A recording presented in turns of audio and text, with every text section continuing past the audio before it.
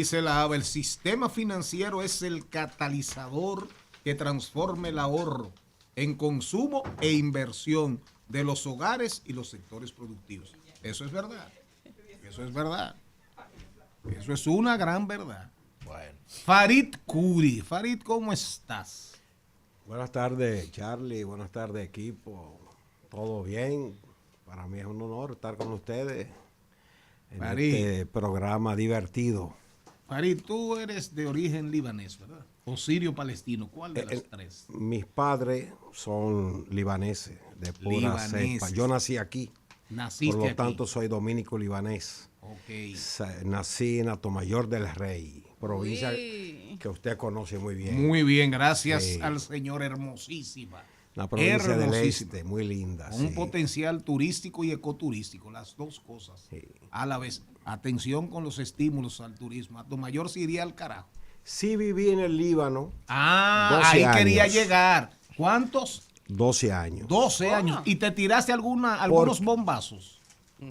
Porque cuando tenía 2 años, mis padres me llevaron para el Líbano, a Trípoli, la segunda ciudad Trípoli. del Líbano. Y entonces, con respecto a los bombazos, sí tuvimos que ver algo de eso, porque cuando inició la guerra civil libanesa, la famosa guerra civil de 1975, todavía estábamos allá. Ajá. Sí, la sufrimos, la vimos.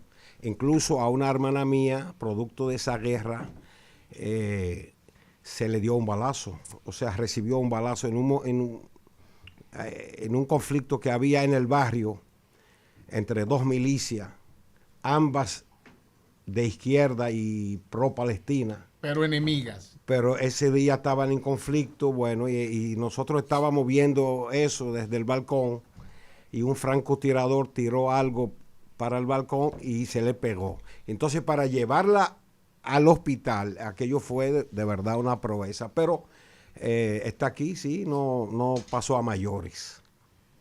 Dice Farid que el Oriente Medio o Medio Oriente es una expresión utilizada para denominar una región de contornos imprecisos de Asia y a veces también de África.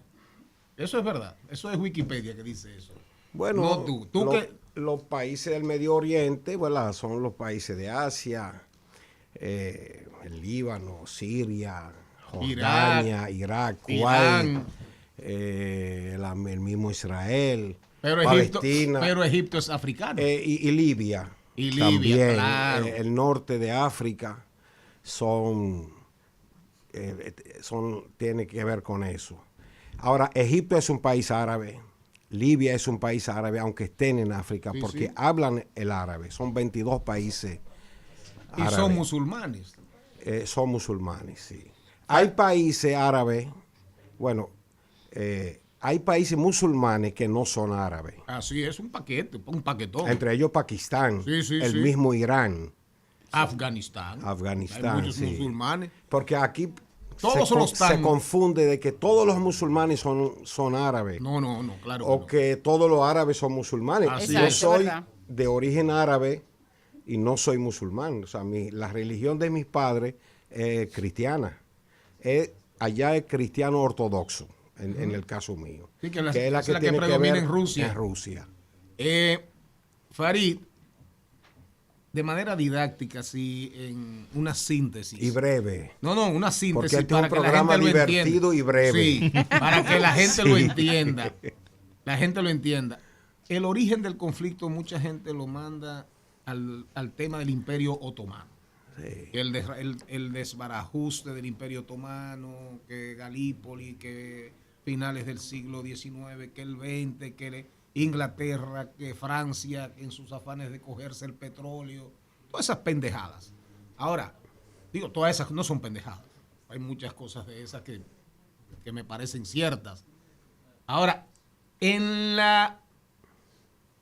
el tiempo, ¿a dónde vamos? Allá atrás. Aparte de la historia más o menos reciente de los últimos 100 años. Bueno, el conflicto tiene dos vertientes, la raíz del conflicto y lo de ahora. La raíz del conflicto es lo que usted está más o menos explicando.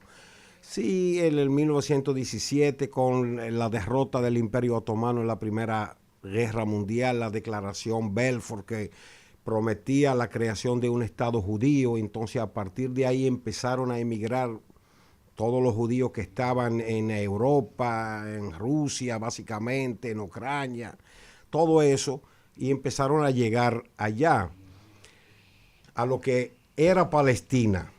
Le estoy hablando de la versión desde la óptica de un árabe.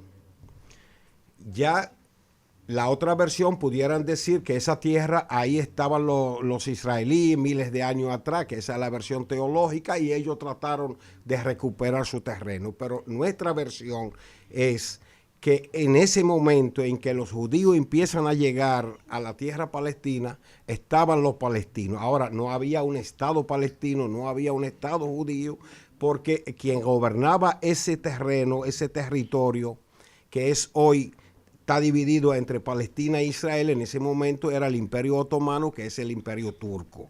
Era el que gobernaba. Y al perder la Primera Guerra Mundial, entonces se produce, Inglaterra tenía mucha incidencia, se produce ese compromiso de los ingleses con los judíos, y entonces se habla de la creación del Estado judío y del Estado israelí, y empiezan a llegar allá, se producen las diferentes guerras, la del 47 básicamente, en la que termina creándose el Estado de Israel. Y las diferencias religiosas de antaño entre el judaísmo, Cristo, el iluminado, el catolicismo, el cristianismo, el islamismo, no se expresan, no tienen un peso. A través de la historia no han ido configurando esa cara de conflictos. Se expresaban y se siguen expresando, aunque el conflicto para mí es un conflicto esencialmente del terreno. De territorio. Del territorio, es decir, el espacio vital del que hablaba el espacio Hitler. Vital. Hay un territorio que estaba ocupado por los palestinos y que, producto de una política deliberada de emigración de muchos israelíes que empezaron a llegar allá, se hizo una guerra y se creó el Estado de Israel. Ahora, ¿qué ocurrió? Que la mayoría de los palestinos, la verdad, salieron de allá, y prácticamente eso le dio la posibilidad de ellos tener el control del territorio. Mira, yo no voy a joder con ustedes. Cójanse esa vaina y ya. Y se fueron. Como así. Estamos hartos de tirar tiros, de pelear. Las Naciones Unidas, a través de una resolución, dividió el territorio en dos estados, el Estado palestino y el Estado israelí. Pero eso, y en 1967 se produce otra guerra, y entonces lo que era del Estado palestino, al perder los palestinos y los árabes en sentido general la guerra, esa parte que incluía Jerusalén, sí, claro, terminó integrándose también al Estado palestino, al Estado israelí. Entonces, a partir de ahí, Israel pasó a tener el control de todos los 27,000 kilómetros cuadrados que conforma el territorio, el antiguo territorio palestino.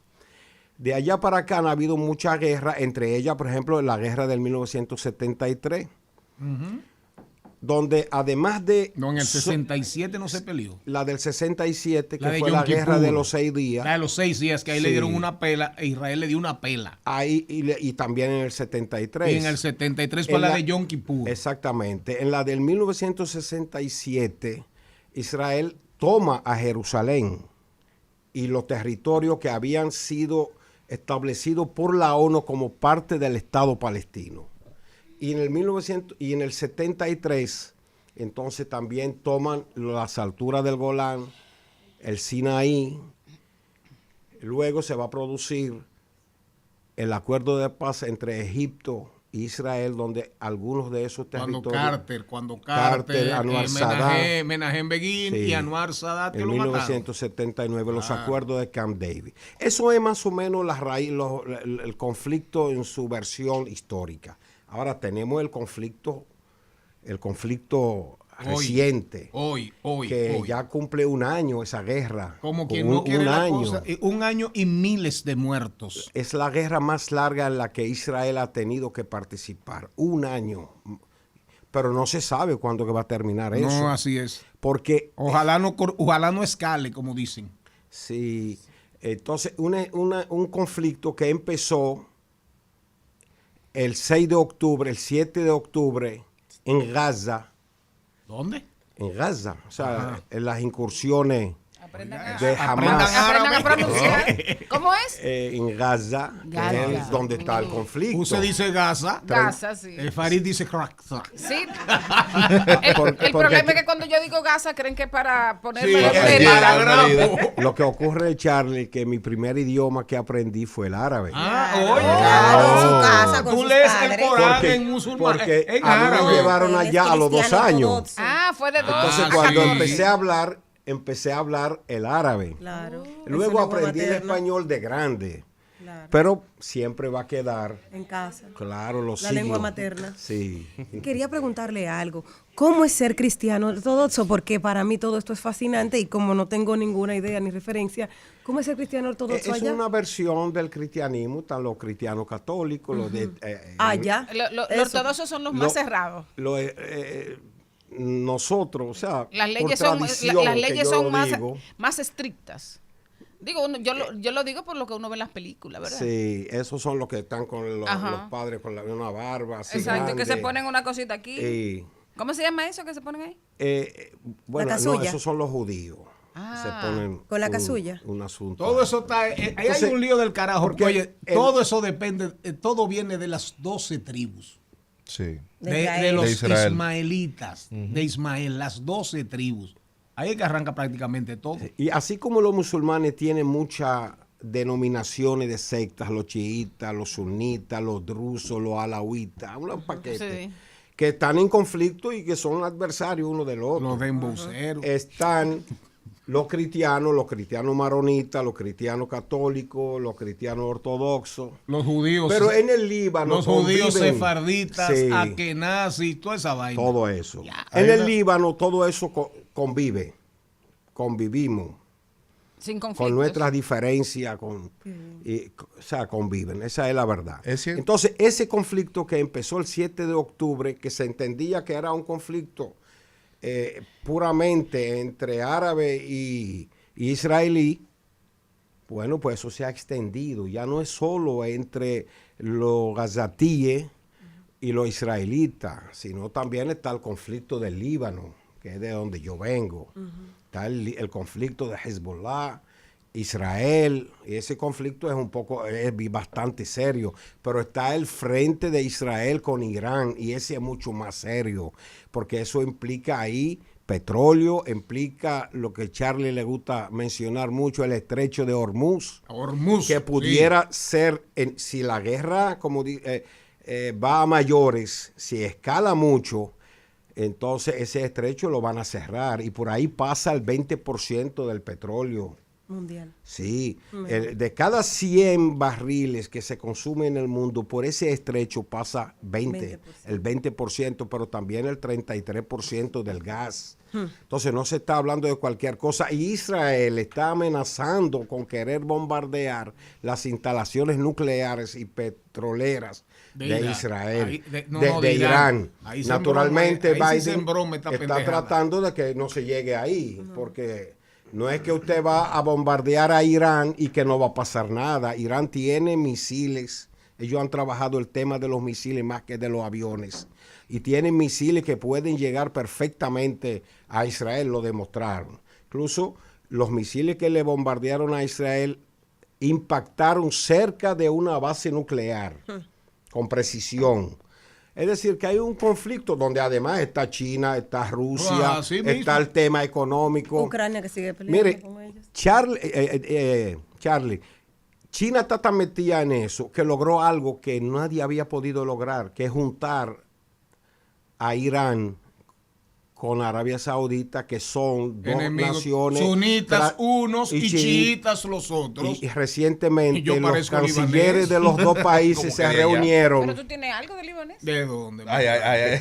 Allá en los materos hay muchísimos. Amigos. Crecimos cerca. pues, Porque tú ¿Y tu también. hermano? China Así es, recibe, ese sí. China recibe mucho petróleo por el Golfo. Sí, claro. Que pasa por ese estrecho y no quiere Que lo una siga, guerra. claro. Los norteamericanos no quieren tampoco en estos momentos un conflicto bélico en el Golfo, o sea, en las instalaciones nucleares, porque está el tema de las elecciones norteamericanas y se entiende que si se interrumpe un poco el flujo de petróleo, los precios pueden subir y eso puede afectar los resultados de las elecciones a favor del Partido Demócrata. Pero nadie sabe qué puede pasar cuando pase las elecciones. Entonces, el conflicto es, lamentablemente, y lo que uno observa es una deshumanización de la humanidad. O sea, Así es. 42,000 muertos en Gaza. En el Líbano, hace 2 semanas que empezó el conflicto en forma. ¿Cuántos y muertos? ya van casi 1.500 muertos. En el Líbano. En el Líbano y miles de heridos. Ahora, hay una cosa... Cerrando, Farid. Hay una cosa que al Te final... noto muy entusiasmado. Sí, porque el tema es bastante importante, pero quiero explicar eso antes de irnos. Uno cuando ve el conflicto, uno se pregunta, pero ¿por qué Israel hace tantas destrucciones? ¿Por qué comete tantas atrocidades? No se había hecho una guerra con esas características. O sea, y usted nota que Israel no está combatiendo con Hamas, no combate con Hezbollah. Lo que está haciendo es destrucciones masivas. El 60% de la infraestructura de Gaza ha sido destruida. Ay, padre. Entonces, pero eso no es casual. Hay una doctrina que fue formulada en el 2006 por el jefe del Estado Mayor del Ejército de ese momento, que es la que se está aplicando, que consiste en evitar el enfrentamiento con las milicias y bombardear a los civiles, porque eso a los combatientes les generaría mucho problema, porque el combatiente está en el frente, pero no sabe qué está pasando Claro. atrás con su familia, Y con las sus hijos. redes de abastecimiento, Todo eso, todo entonces, el apoyo. o sea, eso de logístico. destruir las infraestructuras y de matar civiles ha sido planificado deliberadamente y está siendo ejecutado. Personalmente pienso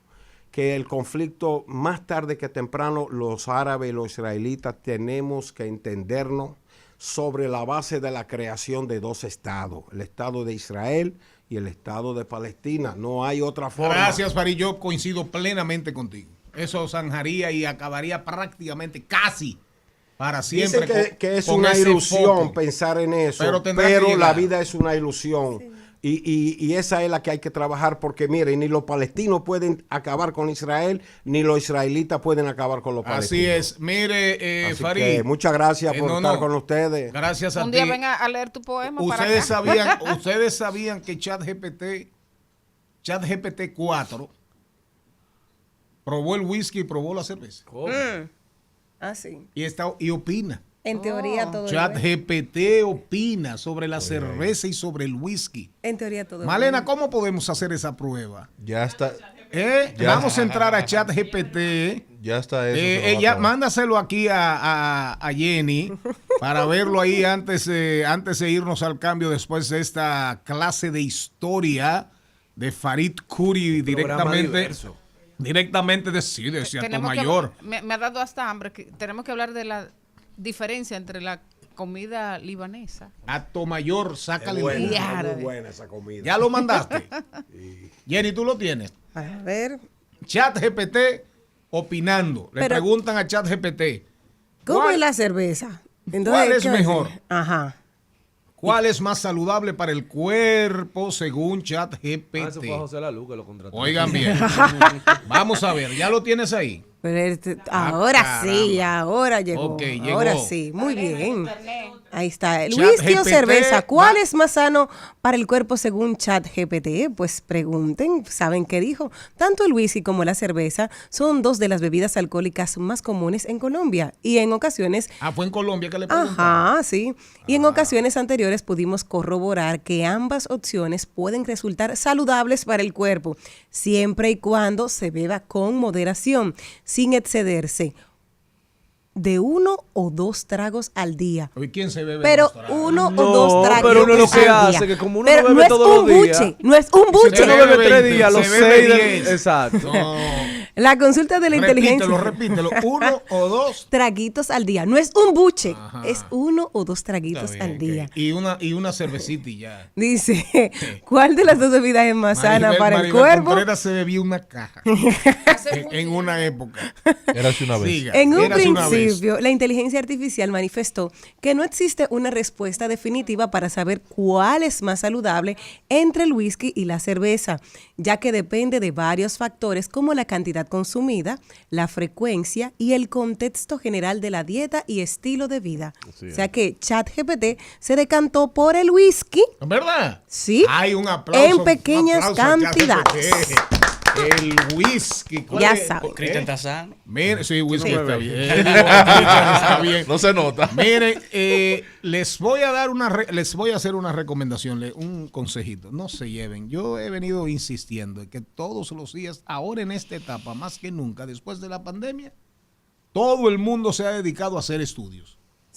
Antes usted veía en las redes sociales, en Google, te decía, hay un estudio sobre tal cosa, hay un estudio sobre tal cosa, hay un estudio, pero ahora no, ahora son cientos No, y y cientos antes la y gente, cientos de don estudios. Charlie, No, la y gente validada para hacer estudios eran conocidas por todos. Ahora yo saco un nombre, hago un formato bonito y ya es un estudio válido y lo Así suben en los es. periódicos. No, eso no tiene madre. Lo peor es que todos los medios están llenos de estudios, pero ese Así estudio es. consiste la En mayoría un de las diseño de veces computadora. en preguntarle a ChatGPT. Claro, claro. Ese fue el cosa. estudio. Así Y es. ese fue el estudio. Así es. Entonces, por eso nosotros, como somos radio y redes y radio, discriminamos mucho. Por eso votamos a Darían. Tratamos de profundizar, de ver, porque nos están manejando y manipulando de una manera tal. Bueno, hace ratos que el algoritmo es el dueño de nuestras vidas. Así es. Para que estemos claros. Pero uno tiene que tratar de por lo menos allantarse, ¿verdad? Y decir, no, a mí no me dirige nadie. ¿Qué carajos? A mí no me dirige nadie, pero en boot. Eso es como cuando el hombre dice que es inchapeable. Sí, está el bien. hombre dice que es hinchapeable. Miren, recuerden, hay un saludo muy cariñoso, muy especial para Ariela Rodríguez, que nos está viendo por YouTube. Ariela, ya desde Santiago, una de las comunicadoras estelares. Había una cantante que llamaba Ariela, sí, creo que sí. Ariela es una comunicadora de verdad, de las que no empeña el buen decir, la hermosura, el floreo, el sortilegio de las palabras. Y floripondeo también ¿Eh? aplica. ¿Cómo? Floripondeo aplica. ¿El qué? Floripondeo. Y el floripondeo. Ponme ahí la cancioncita de, ¿cómo se llama? Un pueblo es, de Un María pueblo Ortiz. es de María Ortiz, para irnos al cambio de la